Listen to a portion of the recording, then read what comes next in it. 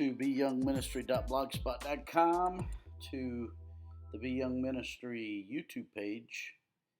Today we continue in John chapter 4, verses 15 through 26. The woman said to him, "Sir, give me this water so that I won't get thirsty and have to keep coming here to draw water." He told her, "Go, call your husband and come back." "I have no husband," she replied. Jesus said to her, "You are right when you say you have no husband. The fact is, you have had 5 husbands, and the man you now have is not your husband. What you have just said is quite true." "Sir," the woman said, "I can see that you are a prophet. Our ancestors worshipped on this mountain, but you Jews claim that the place where we must worship is in Jerusalem." "Woman," Jesus replied, "believe me, a time is coming when you will worship the Father, neither on this mountain nor in Jerusalem. You Samaritans worship what you do not know. We worship what we do know, for salvation is from the Jews. Yet a time is coming, and has now come, when the true worshippers will worship the Father in the Spirit and in truth, for they are the kind of worshippers the Father seeks. God is Spirit, and his worshippers must worship in the Spirit and in the truth." The woman said, "I know that Messiah, called Christ, is coming. When he comes, he will explain everything to us." Then Jesus declared, "I, the one speaking to you, am he." That's John chapter 4, verses 15 through 26. The Lord Jesus needed to go through Samaria, according to chapter 4, verse 4. He needed to go through Samaria because this empty lady was in need of his fullness, of the fullness that he longs to impart to those who are willing to receive him. And he knew that there was something hindering this Samaritan woman. He knew it from the get-go. Some commentators like to say that he gradually grew in his understanding of this woman's need. No, I believe he knew from the get-go. And he knew that there was something hindering her.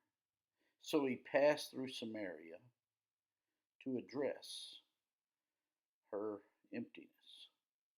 Her need defined the trajectory of the Lord Jesus. Now think of that.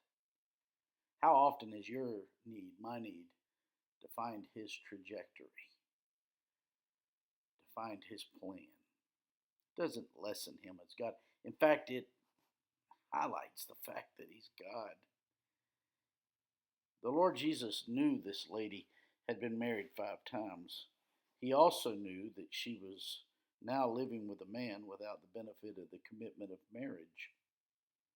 The Lord Jesus reveals to her that he knew all of this, and yet he did not condemn her. He was there to help her with this gnawing incompleteness in her soul. Numbers are significant in the scriptures. The number 6, for example, is the number of incompleteness. Since he was created on the 6th day, it's also the number of man. And you will remember that this true story happened at the 6th hour.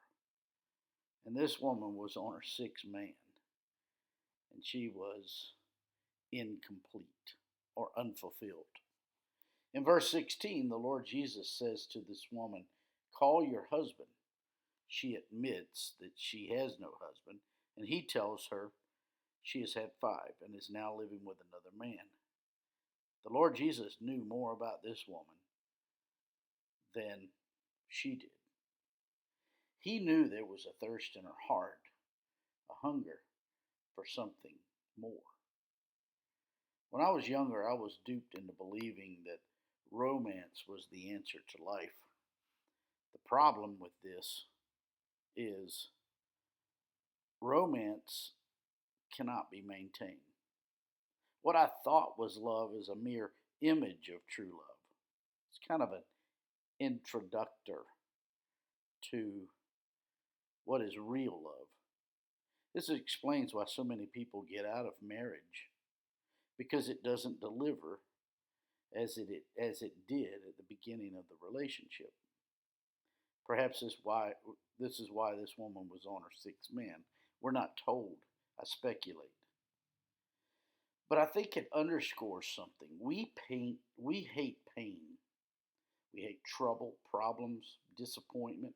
In fact, we would almost do anything to avoid these unwanteds. However, I have learned that there is great value in these unwanteds. Over and over in my life, I have arrived upon the fact that wounds render wisdom. Pain garners for us perspective. Lack leads us to the Lord. The Samaritan woman's response in verses 17 through 19 is honest and authentic. She admits that she's on her sixth guy. Then she asks an honest question. Where do I go to get satisfaction for my soul? We do not know how old this lady was, but we get the idea that she has been searching for a long time to find satisfaction. And it is obvious she is not content with her life. The woman's question about where to worship in verse 20 is honest and relevant.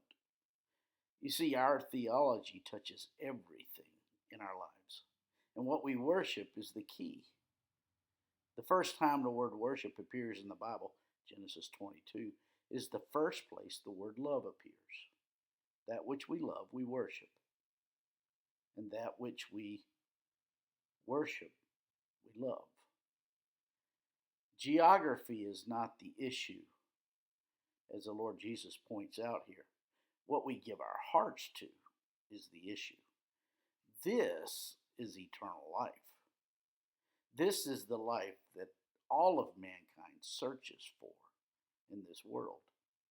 That's why the Lord Jesus said, eternal life is that they might know you, speaking to the Father in John 17. On a side note, as noted, the first time the word love appears in the Bible is of a father's love for his son, Abraham for Isaac. The second time the word love is used in the Bible is in Genesis 24, where the son is loving his bride, that is Isaac and Rebekah. The gospel is tucked in throughout the Old Testament. And ultimately, all that is substantive comes from the Father through the Son. As in October of 1981, this lady at the well in John 4 was the victim of a stunted understanding of truth. In fact, she had some truth, but she lacked a relationship with the one who was the very truth standing in front of her. And as a result of her understanding of love her understanding of love was stunted.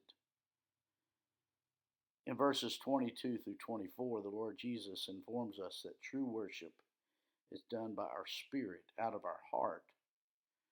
Truth must inform our worship of God, and it must be honest as well. In verse 25, the woman responds with, yes, I know you are right, but we must wait until the Messiah comes. We cannot expect these kinds of things in our time, end quote.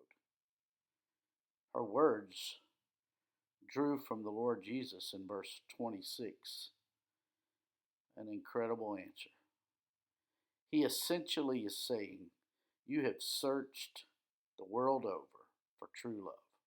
You have had 6 incomplete relationships with men whom you had hoped would deliver real satisfaction, to no avail.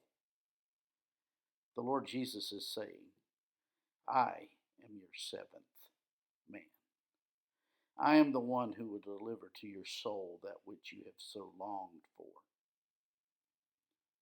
The number 7, I might add, is the number for completeness in Scripture. The Lord Jesus is the seventh man who completes all who cry out to him. I want to thank you, my friends, for accessing this podcast, this blog. Should I be in a position to be of further help to you in your walk with the Lord, shoot me an email at BYoungMinistry@gmail.com. Hey, have a great day.